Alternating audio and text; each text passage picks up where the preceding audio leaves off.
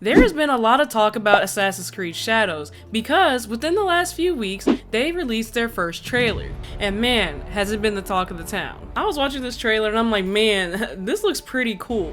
But you always have to remember that trailers usually do look cooler than the actual game, especially the first trailer. Our customs, my family, burns in the name of unification.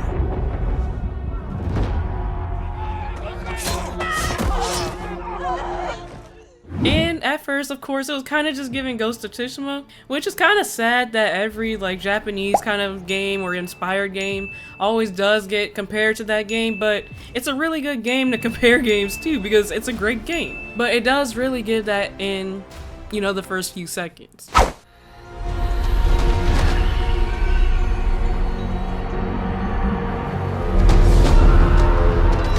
You are still a frog in a well who knows nothing of the sea. The ocean's filled with new ships, but they all come from the same river. In the trailer, they talk about how everybody is greedy, selfish, power hungry, and everybody is seeking vengeance. And you, will you continue down that river?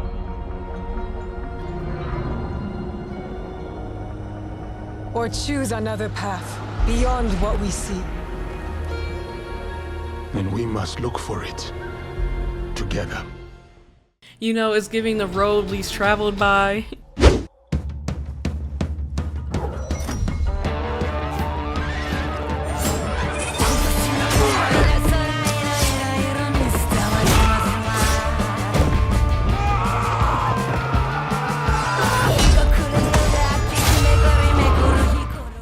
And like I said, the first half of the trailer definitely was not giving me Assassin's Creed, but the second half definitely did when they introduced the girl.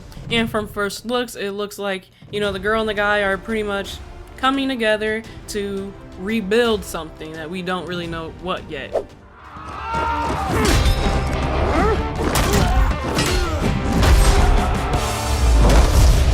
I said, who do you serve? We are the shadows. That serve the light.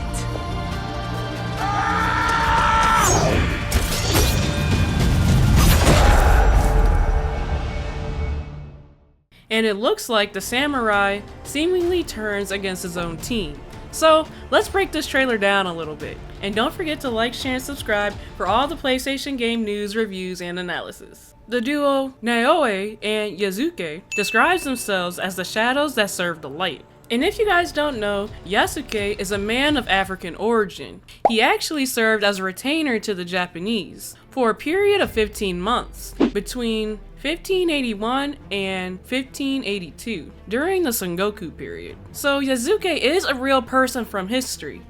Keep that in mind. Naoe is the assassin in the game. She was a ninja from Iga, born in the midst of the Sengoku period once again. She was trained by Nagato during the Sengoku period, and later became a member of the Japanese Brotherhood of Assassins. And yes, we are seeing this two-player dynamic again, but what's really cool about these two players is that they're not going to have the same dialogue as they did in past games like Valhalla and Syndicate. Apparently, Assassin's Creed Shadows is taking this to a whole nother level. And again, I know you can do this next thing in past games, but in this game, you're also going to be able to have relationships and be attracted to different NPCs and stuff like that. But again, not every romance is available for every character. So we're all hoping that this game is going to be really interactive and way more immersive than the other games in the franchise. But you really never know until it comes out yet again. Another thing that we should be expecting is mythical content within the game.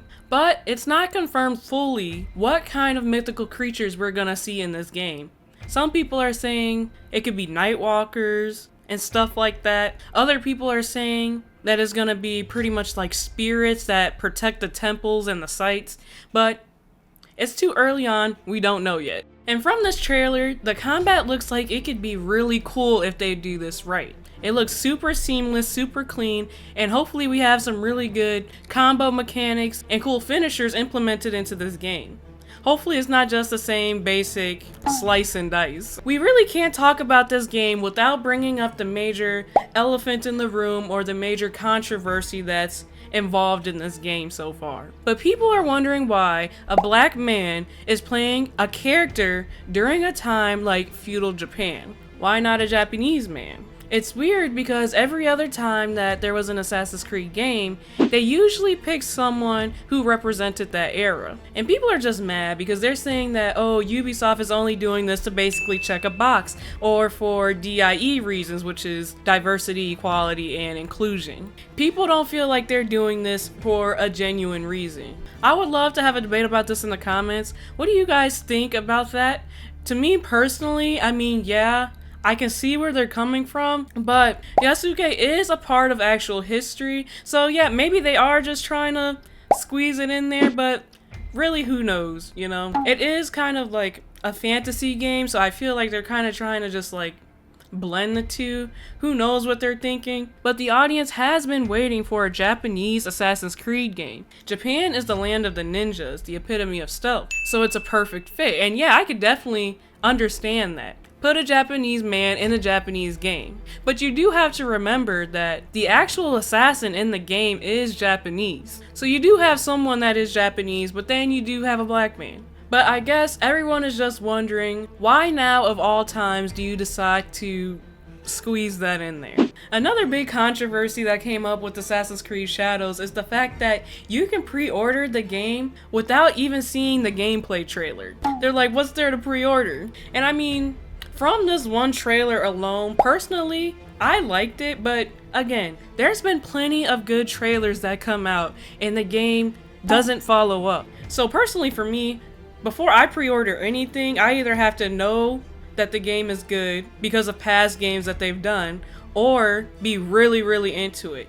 And to be honest, I mean, Ubisoft hasn't had a very straightforward history. I feel like their games could either be really good or really bad. So personally for me, it's not enough to pre-order the game, but how about for you guys? I know there's a lot of heavy hitters Assassin's Creed fans. So as of right now, I have a lot of mixed feelings about this game. Like I said, I think the gameplay could be amazing if it's done right. It could look amazing if it's done right. But if it's not done right, it's gonna be a flop. And yeah, I guess you could say that's kind of obvious, but I feel like there's a lot of things that can be messed up in this game. I think the story could be really amazing and interesting as well. But what do you guys think? Let me know in the comments down below, and don't forget to like, share, and subscribe. Pause for now, play forever. AK out.